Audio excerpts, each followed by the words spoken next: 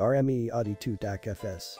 In contrast to the pro audio interfaces which even for an experienced engineer present an overwhelming array of flexibility, the ADI-2 DAC is quite straightforward.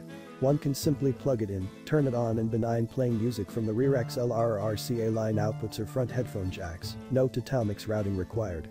While this seems like a small point, the RME Pro interfaces I've used have dizzyingly complex feature sets, so for a company which is not traditionally hi-fi oriented to nail the out-of-the-box functionality so well is an impressive accomplishment in my book. Once you've gotten oriented with the standard volume knobs, RME has divided the system menu into several parts, with most core menu functionality in the I/O section. Here you'll find the lion's share of the interesting controls including balance, filter adjustments and crossfeed. I quite like the inclusion of MS processing and balance controls, things often left off of hi-fi units. In fact, RME has a lot of things often left off hi-fi units, and this is one of the most feature-rich units I've ever seen at any price.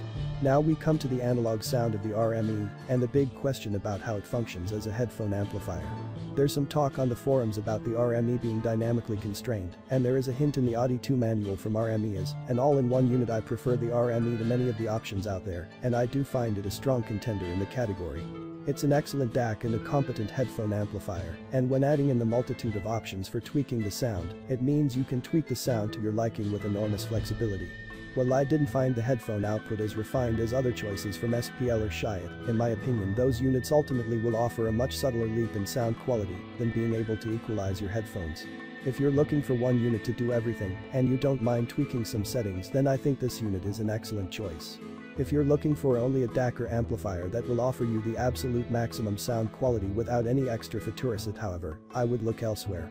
This gives great separates a run for their money, but ultimately my personal preference is still for those higher performing separates.